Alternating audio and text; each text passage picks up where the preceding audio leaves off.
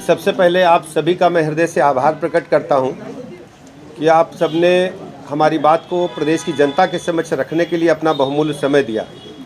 आज आपको अचानक हमने इसलिए कष्ट दिया कि उत्तर प्रदेश में 9 सीटों पर विधानसभा का उपचुनाव इस समय गतिमान है, चल रहा है चुनाव। लेकिन समाजवादी पार्टी अपनी गुंडई, अराजकता, माफियागिरी से बाज नहीं आ रही है। प्रातःकाल से ही हम देख रहे हैं, लगातार इस प्रकार के समाचार प्राप्त हो रहे हैं कि समाजवादी पार्टी के गुंडे, माफिया, मवाली तत्व आम जनता को धमका रहे हैं और धमकाने के साथ ही एक बहुत बड़ा कुकृत्य देश की जनता को शर्मसार करने वाला समाजवादी पार्टी के समर्थित गुंडों ने किया है, अपराधियों ने किया है।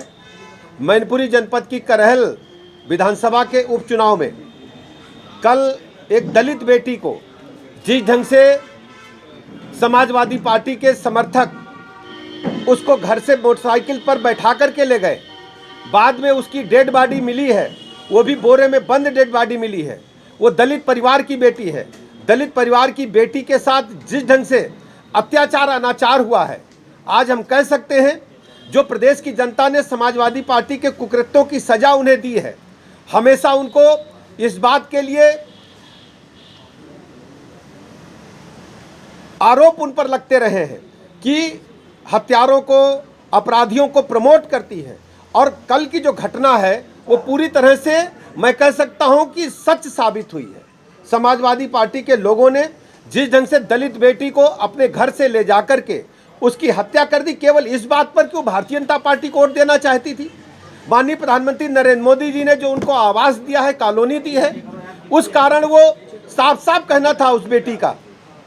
प्रशांत यादव जी को उन्होंने कहा, प्रशांत यादव नाम का शख्स जो लेकर के बेटी को गया, बेटी ने कहा प्रशांत यादव से कि हम वोट करेंगे तो हम भारतीय जनता पार्टी को करेंगे, कमल के फूल पर वोट करेंगे और कमल के फूल को वोट इसलिए देंगे कि हमें कॉलोनी मिली है।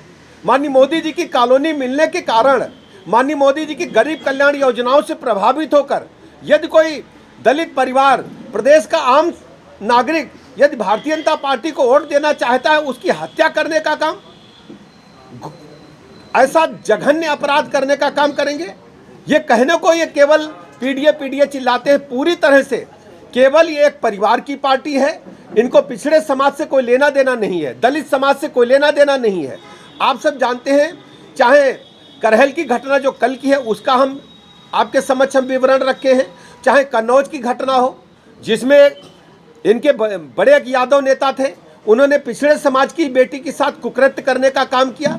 इसी प्रकार अयोध्या में जिस ढंग से कुकृत्य इनके ही समाजवादी पार्टी के नेताओं ने एक बेटी के साथ किया, पूरी तरह से हम कह सकते हैं कि समाजवादी पार्टी गुंडे, माफिया, मवाली, लुच्चे, लफंगे, इवन देन में रेपिस्ट जो हैं, जो उनके समाजवादी पार्टी के नेताओं के आशीर्वाद से पलते और बढ़ते हैं। और इनको जब जब प्रदेश में ताकत मिली, सत्ता मिली है, ये पावर में आए हैं, हमेशा इन्होंने अपराधियों को आगे बढ़ाने का काम किया है।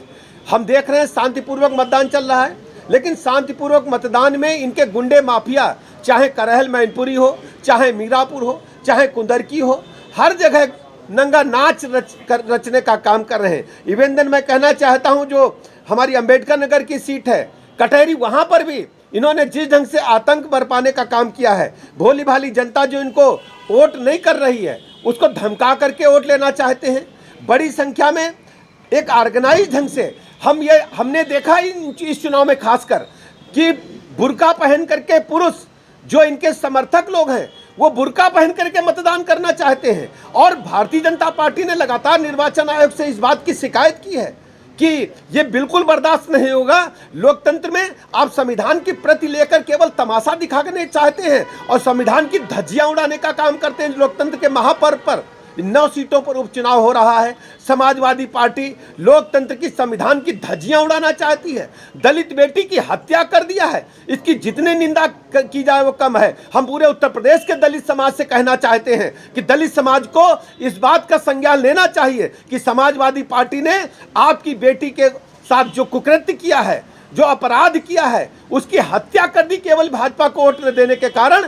दलित समाज, पिछड़ा समाज कभी भी समाजवादी पार्टी को माफ नहीं करेगा। समाजवादी पार्टी यादव समाज की भी पार्टी नहीं रह गई है, केवल यादव परिवार एक कुनबे की पार्टी बनकर के रह गई है। केवल अपने परिवार को प्रमोट करने का काम समाजवादी पार्टी के मुखिया कर रहे हैं, जो बहुत ही निंदनीय है। और मैं प्रदेश की जनता से अपील करता हूं, इसको संज्ञान ले। और 9 सीटों पर मैं अपील करना चाहता हूं, दलित समाज खुलकर के सामने आए और समाजवादी पार्टी को इसका मुंहतोड़ जवाब दे। वैसे करहल में आप जानते हैं, करहल में जनता ने जिस ढंग से भारतीय जनता पार्टी का साथ देने का काम किया, करहल में समाजवादी पार्टी कराह रही है, ऐसा मैं कहना चाहता हूं। अखिलेश यादव ने प्रेस कॉन्फ्रेंस में कहा कि जो अधिकारी पक्षपात कर रहे हैं उनका नाम नोट किया जा रहा है और उनका परिवार। देखिए, ये समाजवादी पार्टी के मुखिया केवल आम जनता को ही नहीं धमकाते हैं, वो अधिकारियों को भी धमकाने का काम करते हैं। उनको चाहिए कि अपने रिजिम की जरा कुकृत्यों की लिस्ट निकाल लें। जब जब वो सरकार में रहे हैं, इन्हीं अफसरों को पीटा तक गया है। हमें अच्छी तरह याद है फर्रुखाबाद की घटना। फर्रुखाबाद में समाजवादी पार्टी की सरकार थी। फर्रुखाबाद में पुलिस कप्तान को समाजवादी पार्टी के एमपी थे, उन्होंने उसके दफ्तर में जाकर थप्पड़ मारने का काम किया था। अखबार की फुटेज आप जो कटिंग है निकाल करके देख लीजिए, और पुराने जो इलेक्ट्रॉनिक मीडिया के साथी हैं फुटेज निकाल करके देखें। दूसरी बात, समाजवादी पार्टी लोहिया वानी के कुकृत्य को हम लखनऊ के लोग कभी नहीं भूलेंगे। जब लोहिया वानी के गुंडों ने हजरतगंज सीओ को बोनट पर टांग करके हजरतगंज में एसएसपी के बंगले के अंदर गाड़ी को घुसा दिया था, कोई कार्रवाई नहीं होती। समाजवादी पार्टी को, खासकर उनके मुखिया को, बिल्कुल भी हक नहीं है इस बात की करने का। भारतीय जनता पार्टी निष्पक्ष, पारदर्शी एवं स्वतंत्र चुनाव की हमेशा पक्षधर रही है, और हम सब संविधान को मानने वाले लोग हैं। समाजवादी पार्टी मैं कह सकता हूं, गुंडे, माफिया, मवाली, लुच्चे, लफंगे, इन सबको प्रमोट करने वाली, पुष्पित पल्लवित करने वाली, इनको आगे बढ़ाने वाली पार्टी है।